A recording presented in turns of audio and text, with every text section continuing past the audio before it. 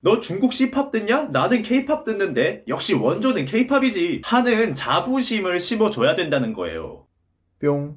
유튜브 시청자 여러분들 반갑습니다. 인지웅입니다. 오늘은 중국의 차이나팝, C팝이 얼마나 무서운 속도로 치고 올라오는지, 그리고 우리 한국의 K팝이 오랫동안 살아남으려면 어떻게 해야 되는지 고민을 했던 거를 한번 이야기를 해보려고 합니다. 우선은 한국의 K팝, 일본의 J팝 같은 경우는 완전히 그냥 문화가 다른 문화예요. 스타일이 완전히 다른 장르라 비교할 게 아니라 완전히 다른 문화라고 생각을 해야 되거든요. 그런데 중국의 C팝 같은 경우는 한국의 K팝을 머리부터 발끝까지 그대로 들고 가서 베껴 만든 문화거든요. 중국에도 SM, YG, JYP 다 있고요. 모두 다 중국과 협업을 해서 C팝이라는 장르에 투자를 하고 있는 상황이고, 위에화 엔터테인먼트 같은 경우는 슈퍼주니어의 한경이 제2 대주주로 있으면서 거의 한국에 있는 모든 엔터 시스템을 다 그대로 전수를 하고 있어요. 제가 중국에 처음 넘어갔을 때 4년 전만 해도 애들이 정말 못했거든요. 개판이었어요. 그런데 지금 중국 쪽에서 연습생 애들의 수준을 보면은 꽤 잘합니다. 수준이 굉장히 많이 올라왔고, 중국 대형 기획사 애들 같은 경우는 한국의 중소 엔터보다 더 괜찮은 애들도 슬슬 나오고 있어요. 그리고 그 중국의 어마어마한 시장성, 한국 같은 경우 아이돌 시장을 이용하는 주 고객층이 해봐야 200만 명이 채 되지 않는다고 합니다. 그 200만 명을 얼마나 확보하는가, 그걸로 땅 따먹기를 하고 있는 게 국내 아이돌판 시장성이에요. 그 작은 시장성마저도 인구 절벽화 문제 때문에 엄청난 속도로 줄어들고 있거든요. 아무래도 아이돌 문화라는 게 어린 사람들이 주 고객층이니까요. 그런데 중국은 2020년 올해 같은 경우만 해도 주 고객층이 8천만 명으로 집계되고 있습니다. 시장은 16조 원에 달하는 어마어마한 시장을 형성하고 있어요. 16조 원이라고 하면은 우리나라 여가부 1년 예산이 1조가 조금 넘습니다.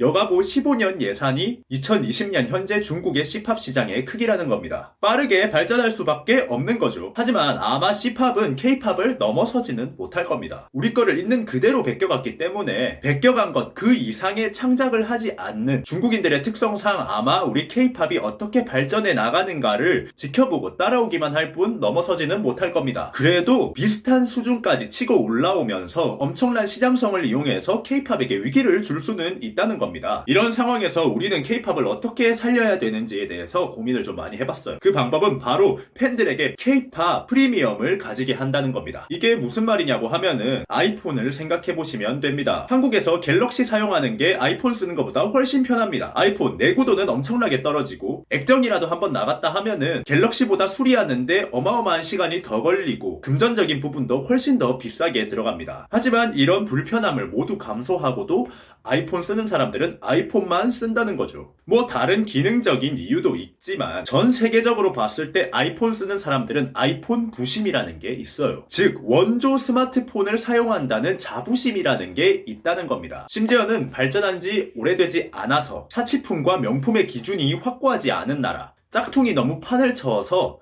명품의 가치가 굉장히 떨어진 나라, 중국, 베트남, 우크라이나 이런 나라들에서는 최신 아이폰을 쓰고 있느냐 쓰지 않느냐로 그 사람이 돈을 좀 가지고 있는 사람이다 아니다를 구분하는 경우도 굉장히 많죠. 그만큼 아이폰이라는 거는 명품 시계처럼 브랜드만으로 쓰는 사람에게 프리미엄을 제공한다는 겁니다. 그 폭맛에 한번 빠지게 되면은 다른 제품들은 사용하지 않게 되는 거죠. 여러분, 화웨이 폰 쓸래? 아이폰 쓸래? 하면은 세상 모든 사람들이 다 아이폰 쓴다고 할 겁니다. 정말 국수주의가 심한 중국인들조차 화웨이 쓸래? 아이폰 쓸래? 하면 전부 다 아이폰 쓴다고 해요. K-팝도 이런 방향으로 나아가야 됩니다. 전 세계 팬들이 당당하게 나 K-팝 팬이야 라고 이야기하면서 자부심을 가지고 자기들이 좋아하는 아이돌에 대한 사랑을 당당하게 이야기할 수 있게 해야 되는 겁니다. 너 중국 C-팝 듣냐? 나는 K-팝 듣는데 역시 원조는 K-팝이지 하는 자부심을 심어줘야 된다는 거예요. 그래야 시장도 작고 돈도 없는 K-팝이 중국의 물량 공세 앞에서 살아남을 수 있을 겁니다. 하지만 지금의 K-팝의 현실은 팬들에게 당당하게 자부심을 가지게 해주기는커녕 점점점 비주류 문화가 되어가고 있어요. 어디 가서 아이돌 좋아한다고 하면은 빠순이, 빠돌이 소리가 나오거나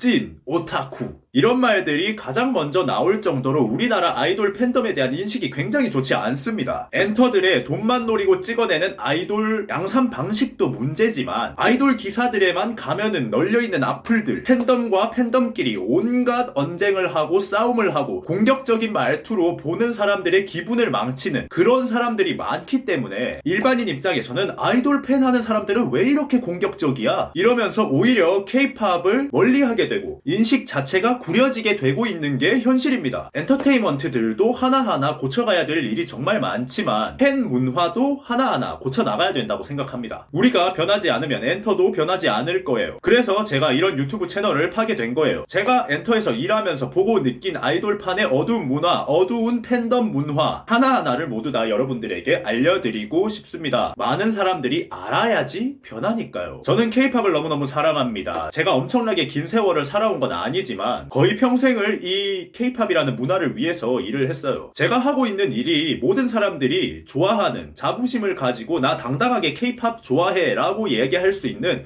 그런 문화가 되었으면 좋겠습니다. 자, 오늘은 엄청난 속도로 쫓아오고 있는 중국 C팝 문화에 대해서 K-팝이 대항해야 되는 방법을 이야기해봤습니다. 즐겁게 보셨다면 구독과 좋아요 부탁드릴게요. 지금까지 인증이었습니다. 감사합니다.